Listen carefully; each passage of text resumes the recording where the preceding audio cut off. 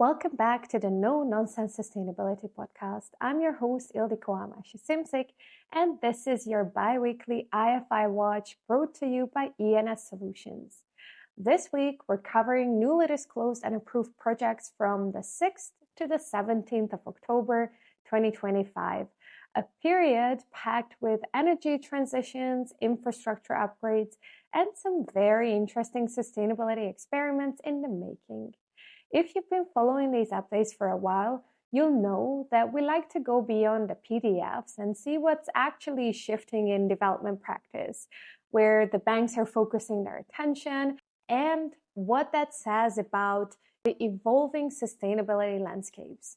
So let's dive in. Starting with IFC, one of the big disclosures this round was the Almaty Airport 2 project in Kazakhstan, rated a category A. So yes, there's high potential impacts and risks associated with the project.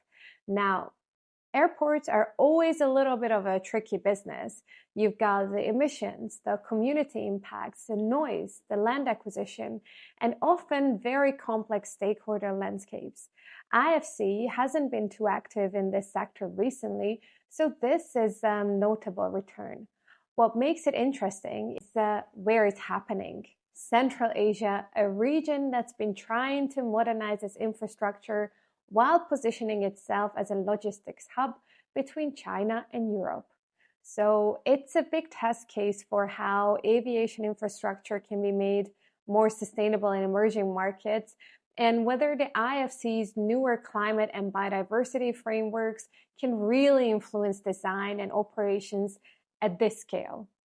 Moving south, the World Bank's Eskom Just Energy Transition Project in South Africa finally got board approval, and honestly, it's been a long time coming.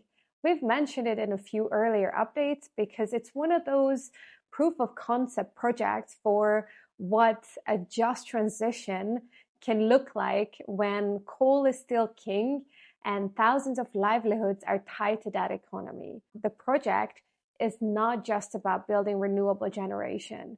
It's also about retraining workers, supporting affected communities, and making sure the transition doesn't deepen inequality.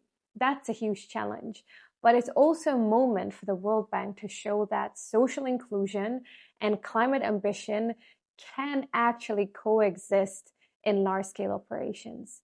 If we stay on the theme of connectivity, AIIB continues to make moves in transport and energy, particularly with the Middle Corridor Rail Connectivity Project in Kazakhstan, the Assam Transmission Enhancement Phase 2 in India. AIIB has been building a strong portfolio around what they call connectivity, meaning infrastructure that supports economic integration and climate goals. These are not headline-grabbing projects, but they're important because they show how the bank is maturing from pure infrastructure lending towards systems that are smarter, greener, and more regionally aligned. Now, the EIB had a really interesting set of approvals this period, especially in Rwanda. 2 vaccine manufacturing projects, the mRNA Manufacturing Hub, and the Vaccine Ecosystem Strengthening Initiative. We've seen the EIB gradually expand its work in Africa beyond the traditional infrastructure into what I'd call resilience finance, building the capacity to withstand shocks, whether economic or biological.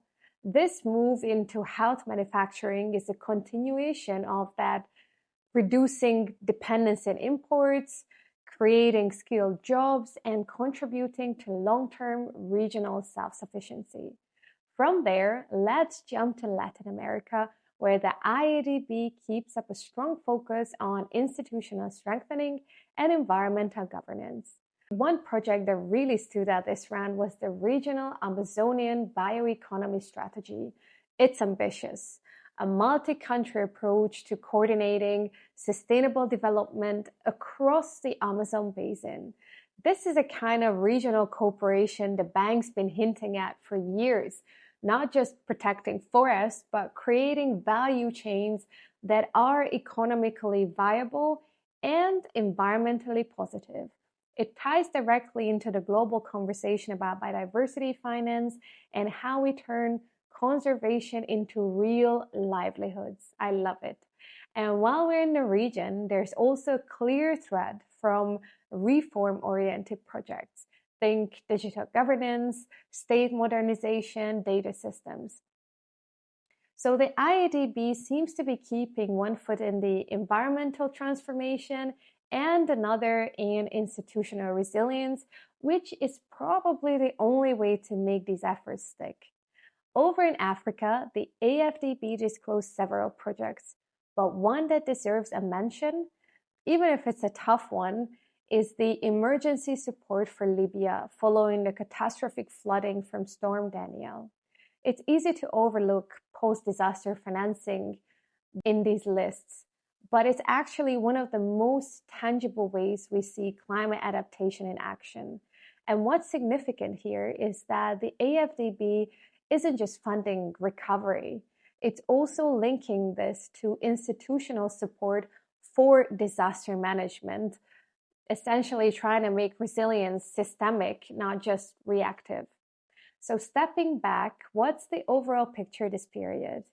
Energy and infrastructure still dominate, no surprise there, but we're seeing a definite expansion of what sustainability means in practice into health systems, governance, and regional coordination. If last month was about enabling mechanisms like digital finance, risk-sharing facilities, private equity, this period feels more operational. These are projects that will actually build, employ, and affect communities. There's also a sense of grounding, of moving from theory and framework into actual delivery. And it's also worth noting the environmental categorization mix is quite broad this time. We're seeing Category A and FI1 projects back on the radar, which means institutions are getting more comfortable disclosing higher impact investments, maybe because their systems are more confident and transparent now. That's progress, even if it's challenging and complex. So lots to watch in this coming months, especially how these headline projects perform once they hit implementation. If you'd like to see the full list of newly disclosed or approved projects, you can find it in the IFI Watch newsletter or in the episode notes below. And as always, if a project caught your attention, maybe you're working on it or it sparks an idea, share it with us on LinkedIn. I love hearing what stands out to you and how these global finance flows translate into local action. Thanks for tuning in to the No Nonsense Sustainability Podcast. I'm Ildiko Amashi-Simsik, and remember, sustainability only matters when it works on the ground.